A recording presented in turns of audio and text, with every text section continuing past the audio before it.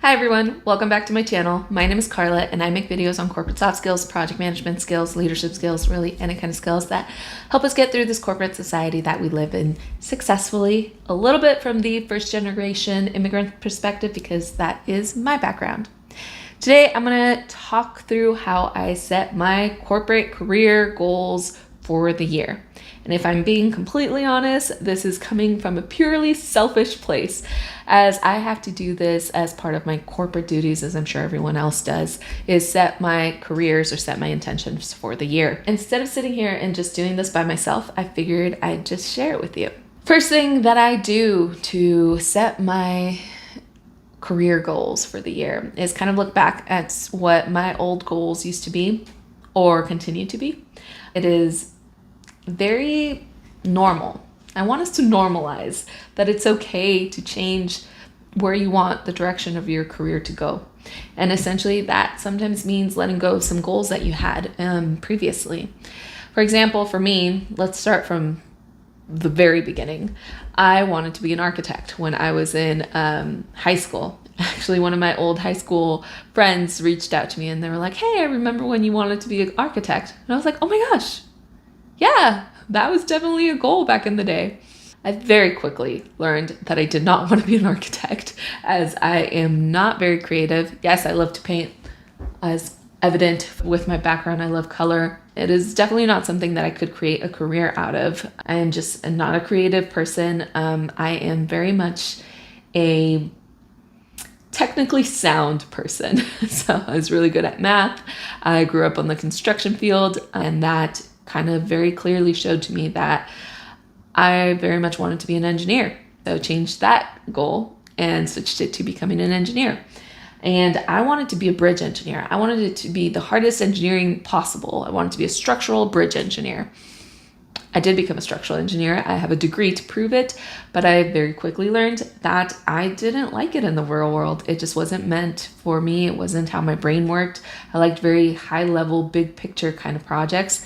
So I moved away from the very structured structural engineering into the more high level civil transportation infrastructure engineering. I went from wanting to be this very specialized engineer to learning that not so much. I actually am not great at the details. Don't get me wrong, I have a very, very high level of respect for the specialized engineers and just their amazing, incredible brain that comes with the territory.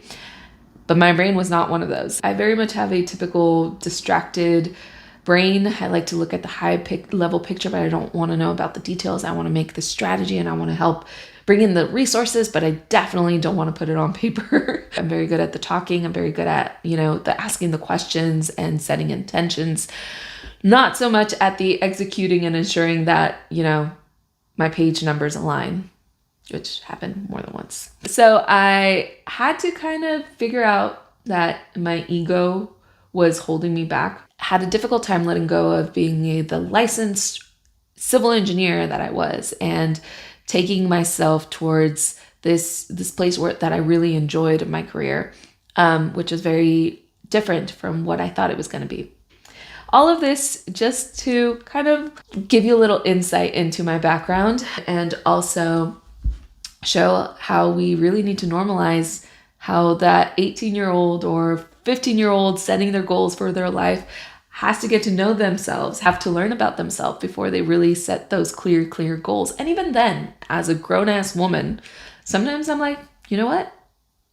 I'm glad this took me to where I am now, but I'm very much going in a different direction. And I take that direction wholeheartedly without judging myself for sometimes not accomplishing a certain goal that I had laid out for myself. But at the end of the day, I am also a focused person. And so I'll walk you through how I set my career goals for 2023. Okay. First off, I like to ensure that I look at my goals from the previous year, just kind of what my intentions were. Apparently last year I was very much into just getting to know the processes of my new job, getting comfortable in the new job. I didn't really have any reach goals. So essentially what I like to start off with is asking myself, or really just meditating on, where do I see my career going? I hate the, where do you see yourself in the next 5 years or in the coming 5 years? That's really not how I like to think about it. I just kind of like to think about the overall intention of my future. The next thing that I do is establish my reach goals. In my brain, I know that I want to go into a corporate leadership role. I know that. So what is the next step in this year to get to that point, right? So, and I try to make it a little bit of a reach goal. Whether that's gaining a new account with a certain client or doing a presentation or an interview with another client. Maybe it's something that's quantifiable. Maybe I want to bring in $2 million in fees for 2023 myself. Maybe I want to gain those client relationships and bring in those scopes and projects that is going to make this much in fee. So those are very much my corporate reach goals. And I think of them in a sense of the company as a whole, not just Carla as me, but what are my goals that align with company business progress? So at the end of the day, this is a business. So I like to think of it very, very high level, more going towards my reach goals, more thinking as an organization as a whole, and figure out what that looks like. So these reach goals are usually kind of a progress step towards my end goal, my ultimate goal, whether that's being a vice president, being CEO, being a program manager for a multi-billion-dollar program in Australia. Maybe one day. My next one are my project, program, corporate goals. So maybe I haven't learned a certain financial aspect of the job that I really want to get into, really want to get good at it. Maybe it's being more organized in how I invoice and how I create progress reports. For me, it's definitely learning more about programs as a whole and how these large programs get organized. So they're very much more detailed as to what I do on a day-to-day basis, my job aspects, essentially. After that, I have my requirements, standard goals, which could be, if you're trying to gain a license or a certification, if you're trying to potentially learn how to code, or maybe you want to learn a certain program, like maybe you want to learn how to model bridges, pipelines, infrastructure. I don't know. It's something that's very, very tangible. Something that you can take a couple classes and get it done, study a couple months and pass that exam and get it done, things like that. This year, I think I want to go for my PMP. I have a master's in project management, so it shouldn't be that difficult and just gain a couple other letters behind my name here. And then my final one are my personal goals. They're still career goals, but they're personal achievements.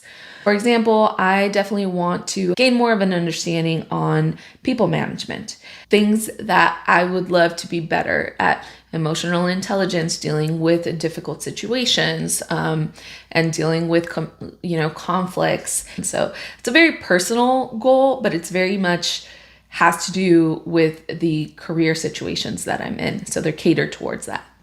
And that's it. Those are my 4 kind of categories of how I establish my career goals, my corporate goals for the year in 2023. Essentially, I kind of draft up what my goals are and then what I'm going to do to accomplish them, right? So you can easily draft up a list of goals that you want to do, but you want to ensure that you kind of have a path towards them. What is it that I need to do to gain that certification? I have to sign up for a class. I have to take an exam. When am I going to do those things, right? Really set a plan on how you intend to accomplish your goals for the year. That's it.